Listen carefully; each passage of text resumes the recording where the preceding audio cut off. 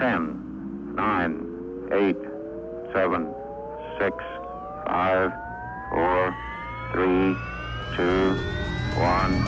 Liftoff.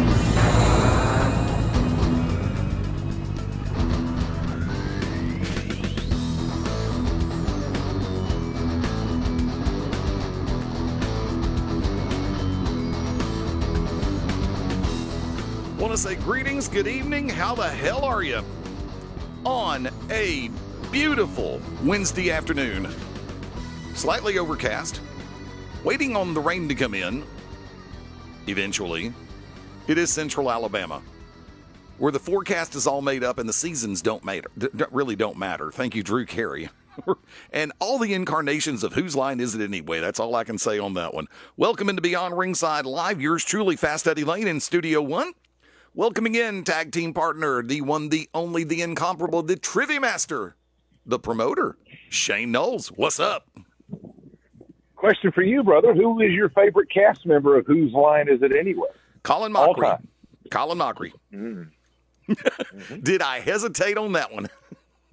One bit, and I think he and Ryan Stiles are one of the underrated comedic duos throughout history. They could probably stack very nicely against Abbott and Costello and some of the all-time great tag teams. Fipper McGee and Burns and Allen, Gleason and Carney. And yes, I'm going back for these because the subjective opinions on this, and before I do anything else, thank you to everybody tuning in through BeyondRingside.com, ProWrestlingRadio.net, Radio.net, as well as Streema, TuneIn. All the different methodologies, happy to add new ways to listen every damn time. It's just been chaos. That's all I can say. Coming back to what I was starting to say a minute ago. When you start looking at best ofs, Mount Rushmore's, top 10s, the PWI top 500, or PWI 500. I'm not going to call it top 500 because they don't. But we put it in perspective to the fact that it's all opinion-based. And you've heard me say this before, but it always bears repeating, folks. Someone who is 21 will have a different perspective than someone who is 41. And they'll have a perspective different from someone who's 51 or 60. So the subjectivity of it, you can argue, and a lot of people love to do that. I've noticed that. Good God. Ever since the PWI 500, everybody's weighed in on it. We weighed in on it to a degree. We kind of glossed over it. And going back and looking over some of the names that were in there. And it's funny because every once in a while I listen to the Louisville Lip on some of the stuff that he drops on YouTube. And I agree. It's that top 20 is normally going to be basically people who will help sell magazines and or drive traffic to the website. In 2025, you have to look at both of those. The marketing aspect of everything in this era is so multifaceted because where you may be strong still in physical print media, you've also got to take into consideration. Let's go ahead and bring Cornette back into play. He has his primary sourcing on YouTube as well as his podcast feeds. But how strong would somebody like it's kind of like with me personally. How strong am I on Instagram as opposed to Facebook, Snapchat, X, TikTok, all of the other media? I'm strong in some, not so strong in others. And that's something that I constantly have to remind myself of. Shane, you're in the same ballgame, both in pro wrestling and useless trivia. It is hard to keep up with everything across the board. There's only so many hours in a day. And the automated programs only work so well. Correct. But one of the big stories that has been going all the way around the board, there's about 5 or 6, but I'm going to jump on the one that I personally enjoy the most. The fact that Matt and Jeff Hardy are your new NXT Tag Team Champions. They are now dual champions. Now, before I go in depth on this, I'm going to offer up a very simple last night worked out better than I thought it would. I'm thinking going into ShowDown Down, using both of the names. And I love the way Santino's character covered that. It's like, this isn't an invasion. We've had a great working relationship for quite a while now. So it'd be more of a showdown. And I appreciated that explanation. But, everybody, so many different venues on social media. Well, they had to do this. No, they were insensitive. I don't care. Every one of you are entitled to your opinions on it. I just thought the name change at first on surface was stupid. But after going back, it's like, okay, they've played this the way they did.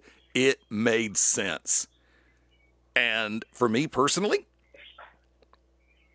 ShowDown Down should have been a PLE.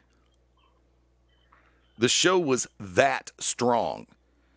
And it was on broadcast television, on the CW. Before I go any more in depth, I'm toss it over. Shane, your thoughts. Matt and Jeff becoming double champions, two different organizations, and still able to go on a quest for gold and win. In 2025, no less. I mean, this would have been big news in 2004.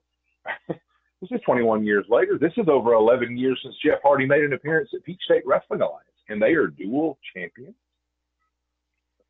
Kudos. I will say this. Both of them, I thought, had nice singles runs, but there's something about the Hardy boys, and I don't mean the childhood literary characters, much better to me as a tag team, which, as we got into our tag teams from last week, Ricky and Robert, much better together.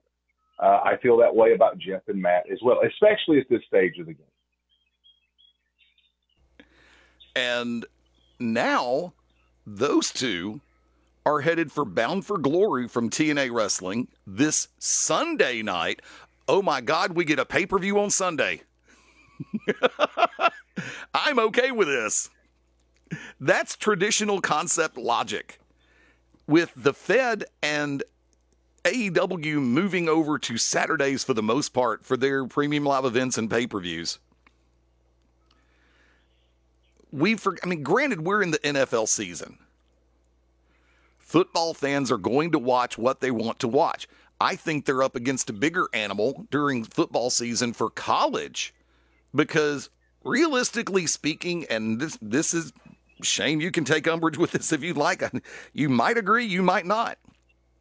The dedication and the devotion, as well as the fandom and the intensity, runs deeper in college football than it does in the pros.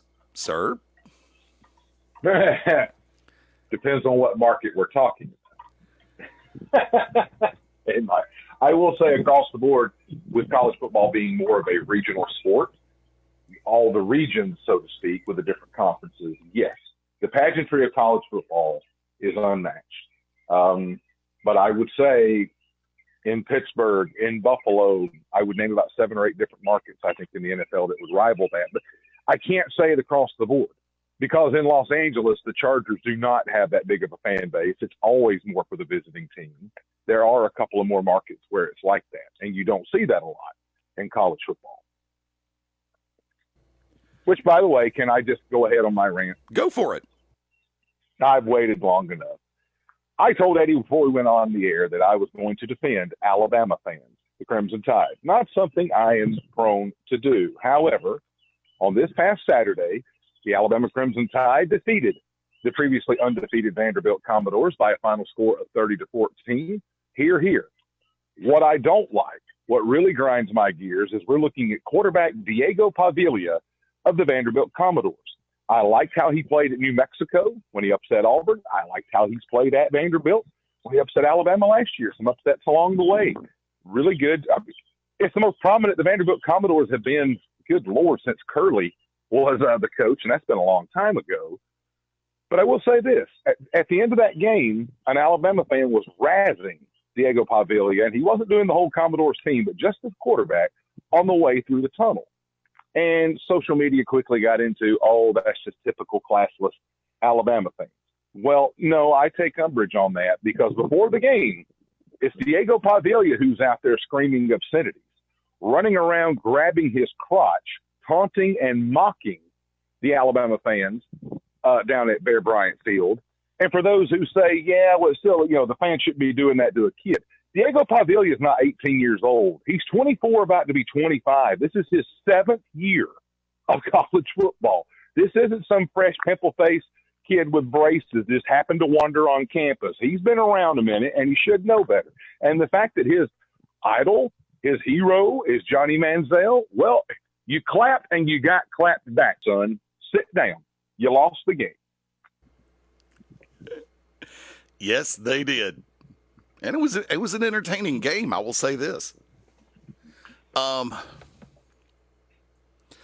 It's one thing to razz at the other team, and yes, I said razz, not riz. Big difference. There, God, and I was going through a list of counternyms. It's like, or contronyms, sorry, a couple of days ago, and it's like, wow, yeah, so many different words have dual meanings, and it's like they're complete polar opposites. That's what I love about that. Welcome to the English vernacular. But for me, it's simple. Whether it's baseball, pro wrestling, whatever, football, doesn't matter. Hockey, oh God. I'm not throwing an octopus. I'm not throwing a squid. Dinner, octopus, sushi. That's all I'm going to say. Which I'm looking for a new sushi house in Central Alabama. That's all I'm going to say on that one. If you're on the field and you're the one hurling the negativity to the fans, as long as it stays on the same plane, verbal, I'm good. I mean, there's some things that you should really never say, but once again, I come from a different era where there's some things that are still taboo as far as comments that are made. But, and I did hear a little bit about that back and forth pregame and postgame. I just simply have to sit back and say, Shane said it perfectly. If you're going to dish it, you got to be ready to take it. And for everybody on the outside looking in, do something we don't normally do in calendar year 2025. Get both sides of the story before you form an opinion.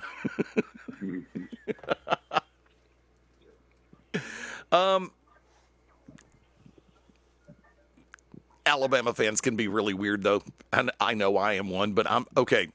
Let's clue this one down.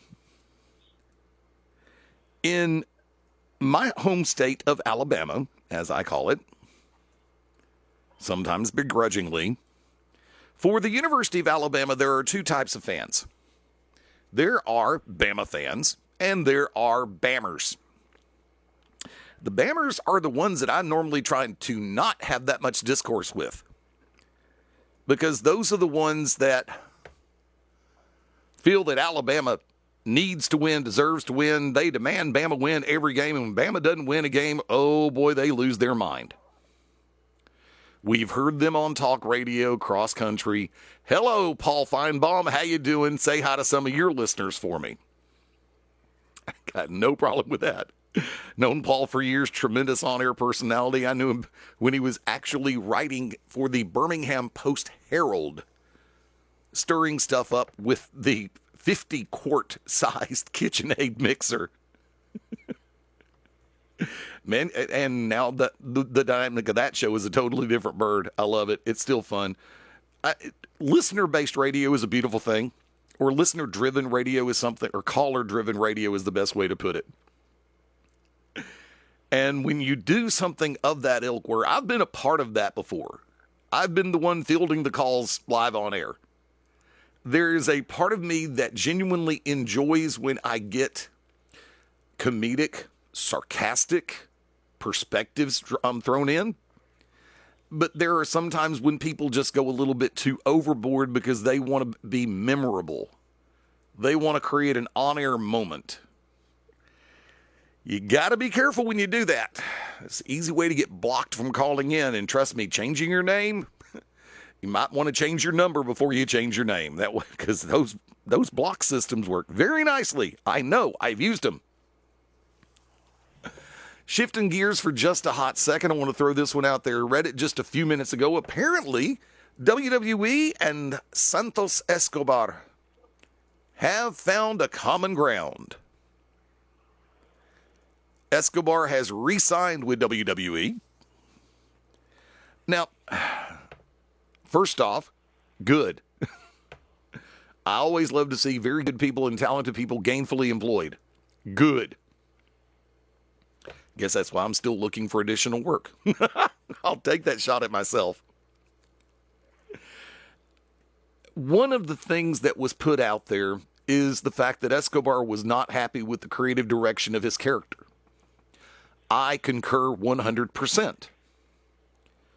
Because, and this is something that I don't know why it happens this way, but I'm going to throw this one out there. I know the big push for WWE in the AAA takeover acquisition was to try to get as much visibility to the championships and the product as humanly possible. Thus, the reason why they put the AAA Mega Championship on Dominic Mysterio. I'm 50-50 on that decision still at this moment. Do I feel that Santos Escobar would have been a better representation for that AAA Mega Championship? Hell yes. Has he been afforded the same exposure as Dominic? No. Dominic Mysterio, God love him, and I have nothing personal against him. But once again, I'll state something that I stated in previous days. On Raw, Dominic Mysterio has not even sniffed a World Championship match opportunity. And they put him right into the storyline to where he ends up with the AAA Mega Championship. Santos Escobar has not been afforded those opportunities either. But, once again, it's all strategic positioning. And I don't think they counted on the fact that Dominic would be cheered as loudly as he has been over the last few weeks. It's been a thing of beauty to watch. The music hits, there's your obligatory boo. 5 seconds later, he's being cheered. Match goes on, he's being cheered. He goes over, cheered even louder. I love it. He gets ready to do an interview on a microphone, still gets booed every once in a while, but it turns into cheers. See, therein lies the funny part. That would incorporate part of the rationale as to why he was pushed in the direction of the AAA Mega title, as well as the Intercontinental. My problem with dual champions, I've always had this issue. One of those championships is going to suffer. Which one will? Does the IC title suffer? Nope, just recently defended. Does the AAA Mega Championship suffer? Recently defended a few weeks back. So, lo and behold. But I will toss it over. Shane, your thoughts? Escobar managing to find that common ground with WWE and getting a new contract in place. Good to see, and I'm with you on this, on Dominic Mysterio on the world title opportunity. You had stated that he had not had one. Isn't that kind of amazing, looking over the run he's had in the last 2 years? Mm-hmm. I mean, as far as garnering crowd reaction, I mean, I always thought those are the ones that kind of get in those opportunities. Very true. What do I know? Well, you know more than I do. I'll put it that way. Most of the time, hey, no. Hey, look, especially when it comes to trivia, I luck into my answers more often than I know them. There's no way it could be. What the hell? I was right. Maybe I'll have that luck later tonight at bingo. Good friends of mine up at Black Creek Tavern hosting bingo tonight. I believe it's 6 or 7 o'clock p.m. Oh, I'm actually thinking about going up that way and have a little bit of fun. It's been a chaotic week. Oh, wait, no, this is Wednesday. Bingo was last night. I'm sorry, that's my bad. Somebody else is doing bingo tonight somewhere, and I don't know who the hell it is. I got my days mixed up. I don't know why for a second. I know I introed the show as Wednesday, October 8th, but lo and behold, for some reason, my brain was thinking, hey, this is Tuesday. We can go play bingo tonight. No, I can't. Wrong answer. And this time I can't blame it on the caffeine. I'll blame it on the lemonade. Thank you, Minute Maid.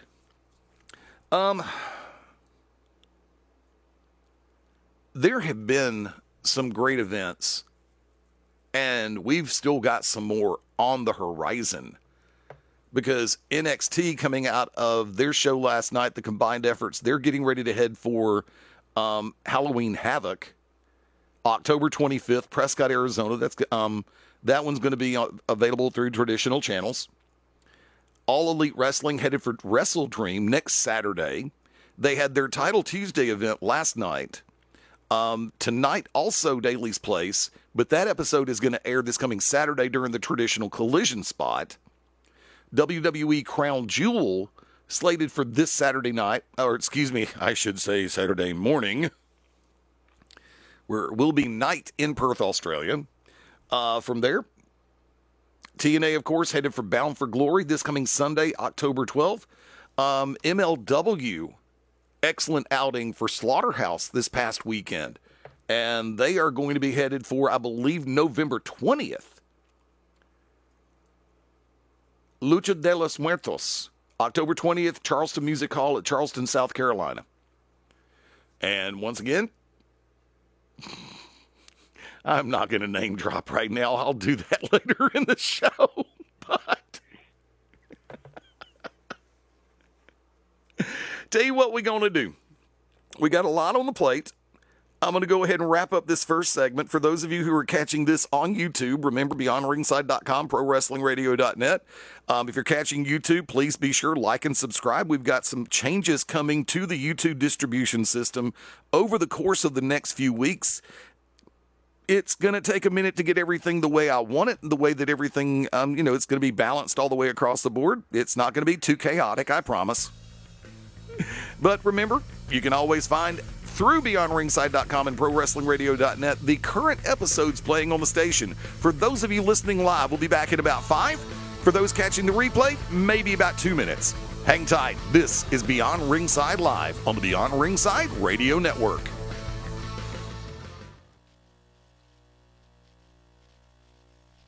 This is Bambi Weeble with Masters of Ring Entertainment, and you are locked in to Beyond Ringside. This is the King of Taunts, the product David Starr, and you are locked in Beyond Ringside. And if you can't see that, just take a step back and look at it. When planning your next party or special event, insist on the best. Full Range Entertainment is a professional entertainment company providing a full range of services. From professional disc jockeys and MCs to catering and photography, when the details of your special day must be perfect, call us first. Wedding receptions, corporate parties, school functions, birthday celebrations, and more. We also have Birmingham's largest selection of karaoke tracks available. With over 40 years combined experience, Full Range Entertainment can provide you with the talent and professionalism you need and deserve to make your next event one you'll never forget. For more information on the full range of services we offer, call 533-HITS. That's 533-HITS. Or check us out on our website at fullrangeentertainment.com. This is Dr. Tom Pritchard, and if you want to listen to the best in professional wrestling, get locked in to Beyond Ringside. This is Dan the Beast Severn, the only Triple Crown champion in the UFC history, and you're listening to Beyond Ringside. You better pay attention, otherwise I know where you live.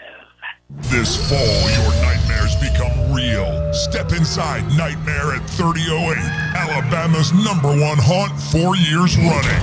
Experience indoor and outdoor trails where every shadow hides a monster. Enjoy your last meal at Black Creek Tavern. Then plunge into the darkness of your very own fear. Nightmare at 3008, opening September 26th. Get your low price tickets online now at nightmare@3008.com. Hello, everybody out there. This is Universal Soldier Phil Shatter, also TNA Gunner. 2 years in the making as NWA National Heavyweight Champion, making my way to the top as #1 in the world. And you are locked in to Beyond Ringside.